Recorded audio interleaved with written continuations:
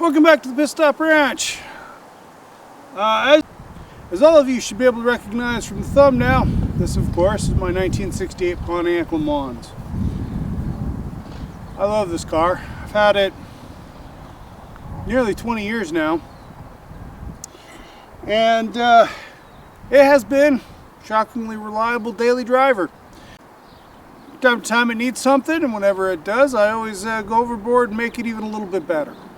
I've got to the point where the next step is bodywork, and the thing about that is I really don't want to take this car down for months or even years on end while I bang through the bodywork. Quite honestly, I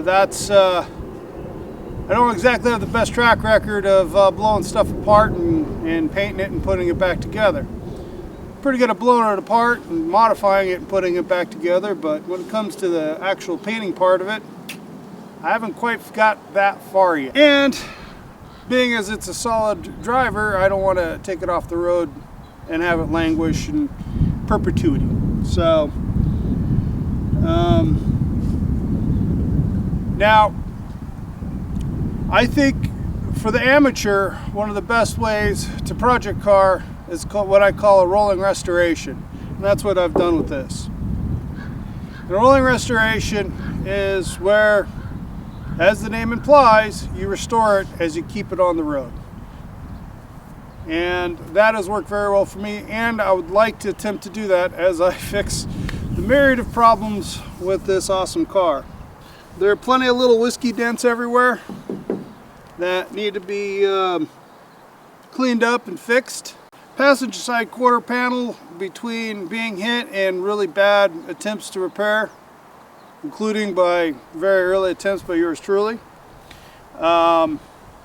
Probably easier just to go ahead and cut it out and replace it. The trunk lid has got a bunch of bubbling rust right around the Pontiac name, and around the back window where all A-bodies of this vintage rot, it's got rot. There's even a little bit around the windshield.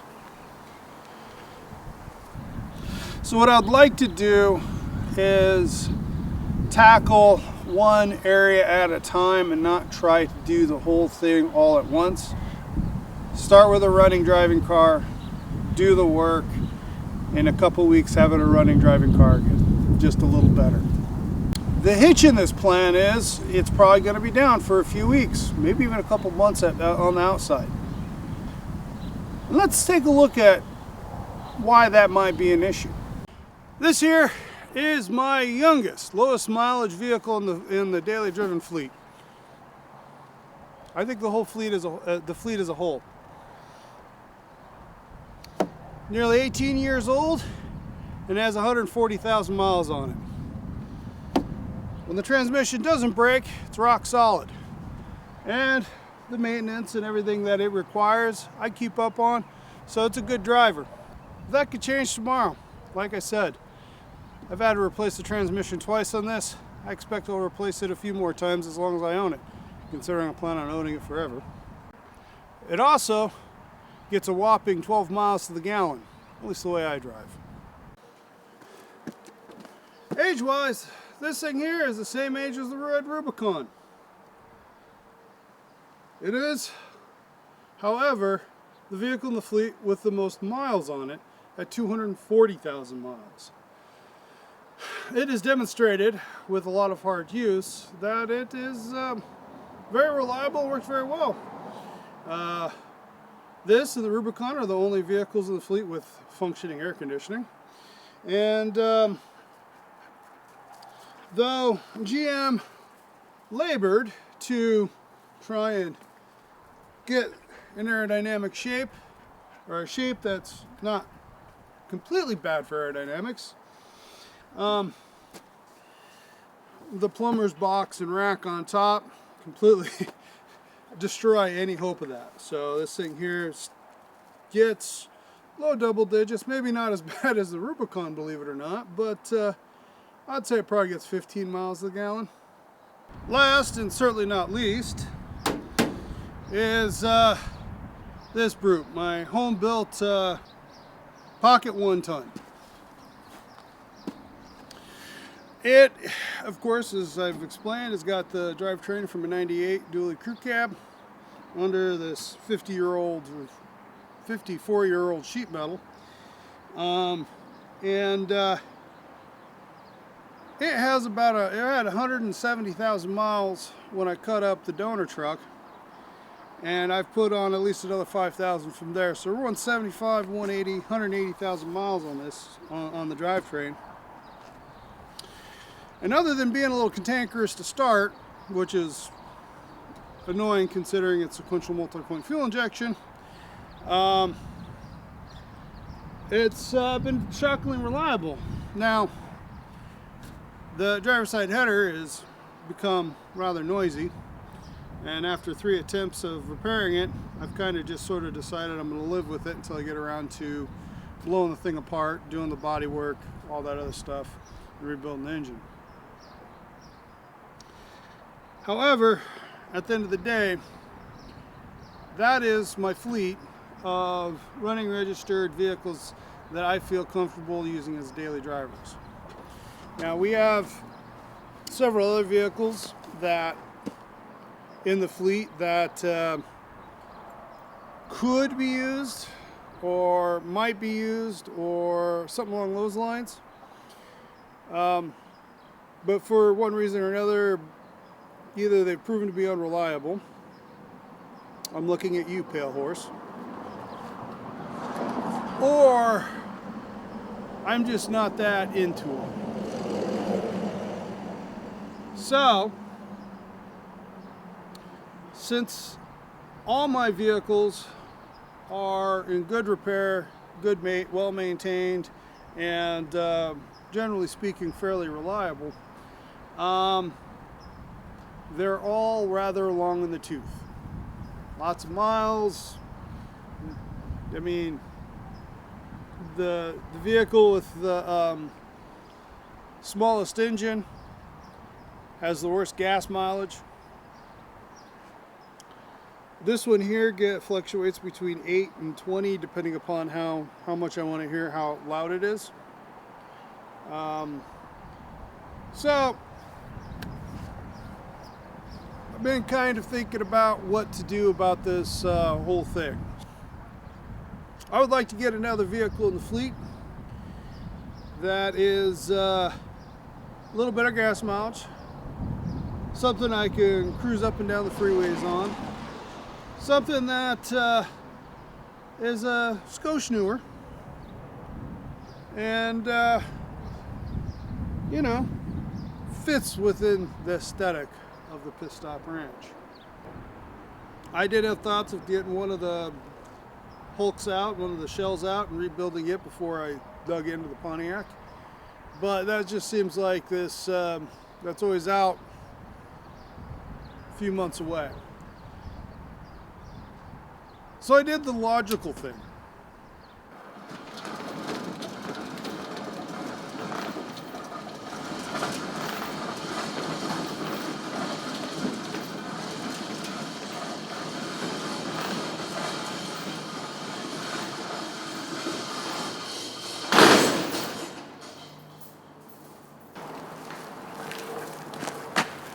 And here, my friends, is the logical thing. I got a 73 Camaro. So, one may be forgiven for asking, how is that the logical thing? I forgive you. See how magnanimous I am? Basically, our newest and now fast becoming good friends over Kennedy Brothers Bomb Factory and Part Swapper sold us this car, or advertised this car, and after thinking on it for about 24 hours, I kind of talked myself into picking it up. It does start, drive, and move under its own power.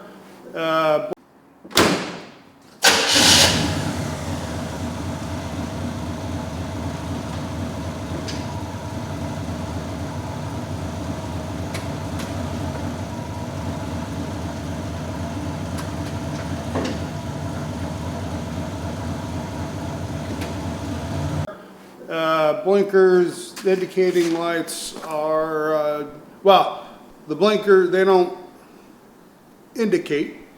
However, the hazard lights do work.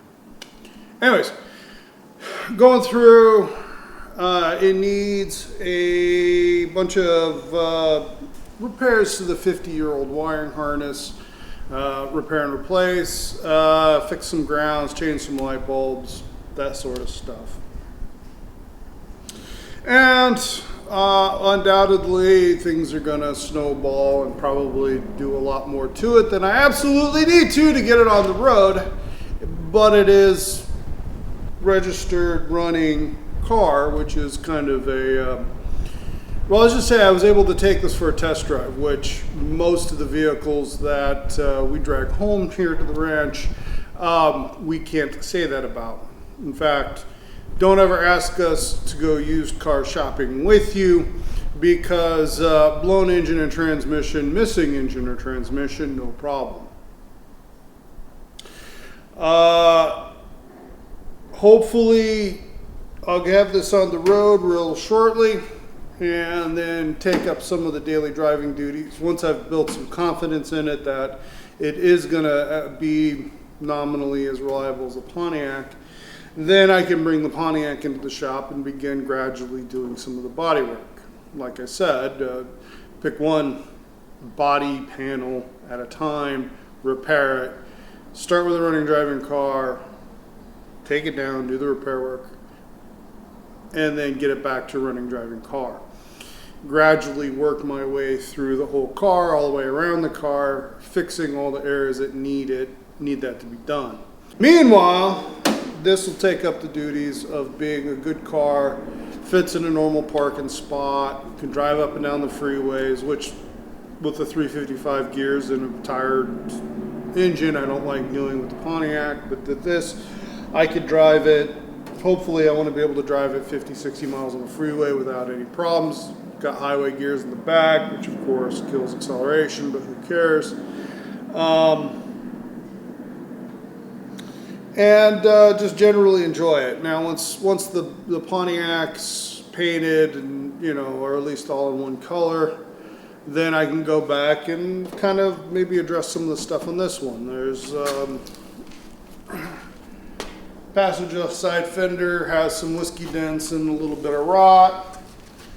The rest of the car is pretty rot free, except for the roof. Roof has a lot of rust around the windshield and the back window, which seems to be endemic of GMs of this era. This particular car lived near the beach for pretty much all of its life.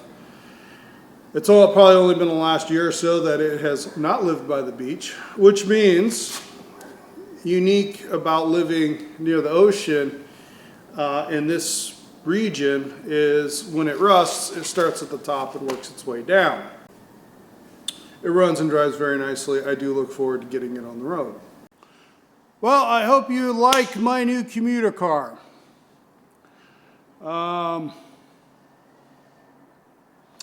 If you did, please hit the like button. And if you haven't done so already, please subscribe. And until next time, have a Camaro-tastic day.